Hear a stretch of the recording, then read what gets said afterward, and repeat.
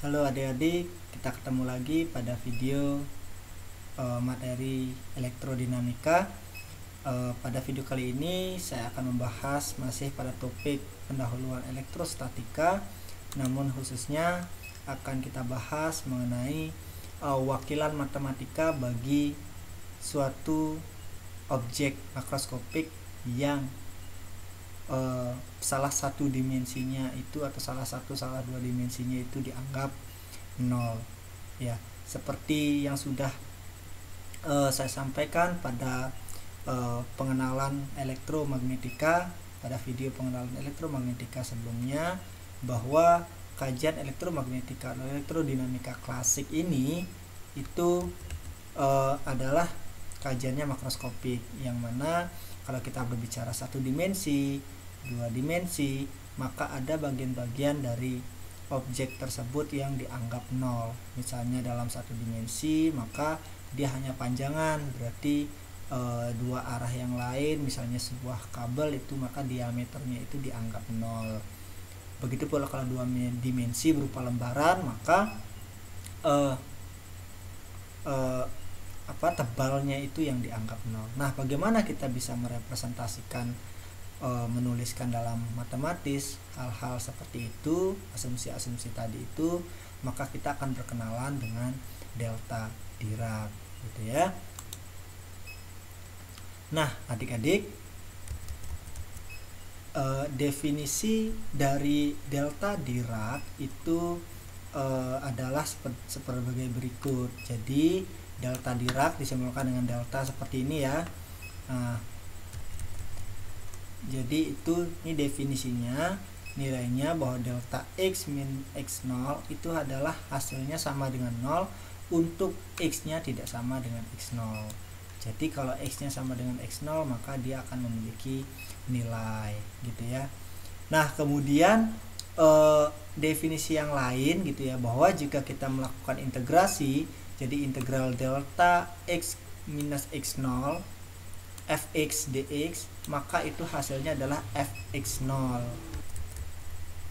Nah, gitu ya. Jadi hasilnya adalah fx0. Nah, artinya bahwa adik-adik perlu pahami bahwa definisi dari delta Dirac ini itu tidak seperti operasi matematika yang kita kenal. Jadi dia berangkat dari sebuah definisi, gitu ya, definisi dan aturannya. Nah, aturannya seperti ini, gitu ya.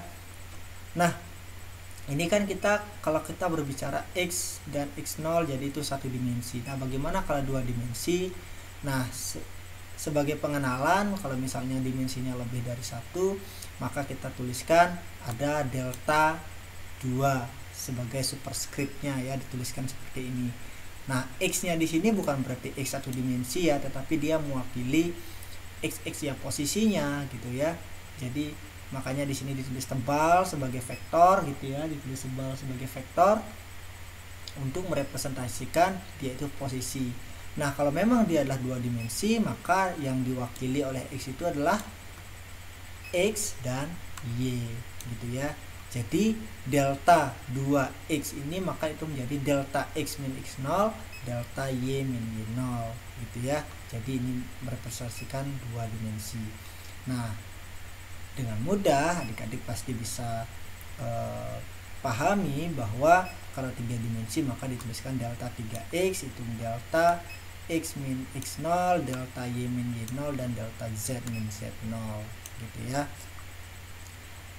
Namun seperti yang sudah saya bilang tadi, bahwa untuk pengenalan delta dimensinya itu ditulis sebagai superskrip delta 2, delta 3. Tetapi memang biasanya itu dia tidak ditulis, jadi hanya delta gitu saja. Jadi nanti dalam konteksnya yang akan membuat kita paham apakah ini konteksnya dua dimensi atau tiga dimensi ya. Dan itu bukan hal yang sulit untuk dipahami saya kira, karena nanti konteksnya akan jelas. Kalau memang konteksnya dua dimensi, maka nanti deltanya itu adalah dua dimensi. Oke. Nah, dengan delta Dirac ini maka kita bisa menuliskan bagaimana wakilan kalau ada muatan titik, gitu ya. Jadi muatan titik, misalnya muatannya adalah rho sebagai fungsi posisi x, maka itu adalah QI delta 3 x min xi ya. Kenapa seperti ini? Karena perhatikan kalau muatan titik berarti kan dia titik gitu ya, bukan satu dimensi, bukan dua dimensi, tiga dimensi. Artinya bahwa tiga dimensinya yang lain itu dianggap nol. Nah, itulah berarti harus diwakili oleh delta Dirac. Nah, karena ada tiga bagian yang diwakili oleh nol, maka delta Diracnya itu adalah 3. Sehingga di sini makanya ditulis adalah delta 3. Dan juga yang x-nya ini bukan x satu dimensi ya, tetapi dia adalah 3 dimensi, mewakili x, y, dan z. Nah, adapun QI ini adalah partikel-partikel penyusun dari muatan totalnya itu. Jadi kan muatan partikel-partikelnya juga adalah partikel-partikel titik seperti itu ya. Nah, bagaimana dengan garis? Kalau misalkan muatan garis, maka ini adalah rapat muatannya ya. Berarti ada dua dimensi yang dianggap nol gitu kan. Jadi wakilan delta Diracnya itulah delta 2 gitu.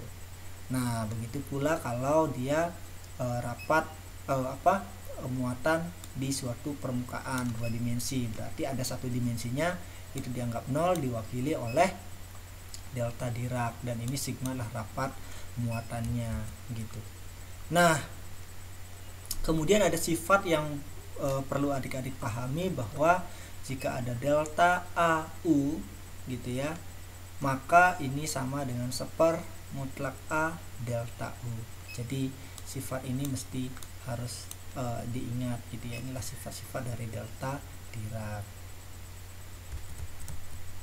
Nah, jelas ya sampai di sini dulu ya. Nah, selanjutnya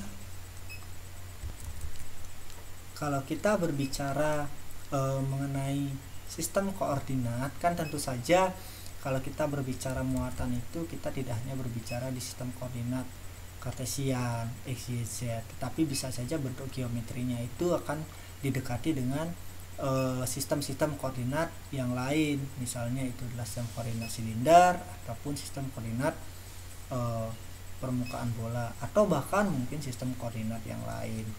Nah, kita ketahui bahwa dalam suatu sistem koordinat itu memiliki yang namanya faktor skala ya, faktor skala. Nah, jadi itulah sebagai kunci bagaimana kita bisa menuliskan suatu representasi delta Dirac dalam sistem koordinat sembarang gitu ya.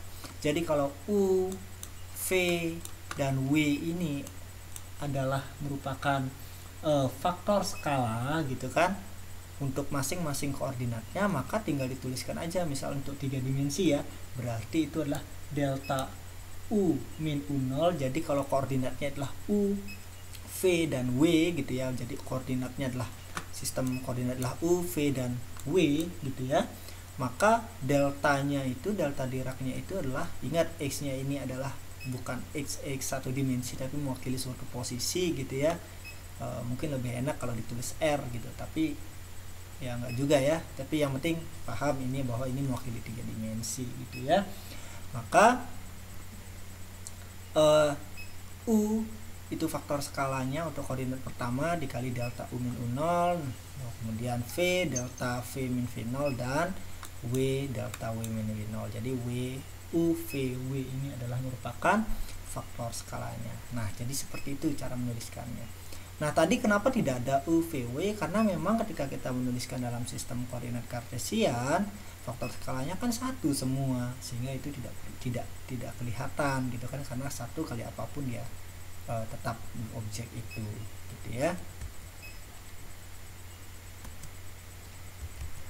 Nah, kemudian ini saya berikan contoh misalnya ya. Jadi contohnya misalnya di dalam sistem koordinat spherical atau permukaan bola. Jadi koordinatnya kan r, theta, v.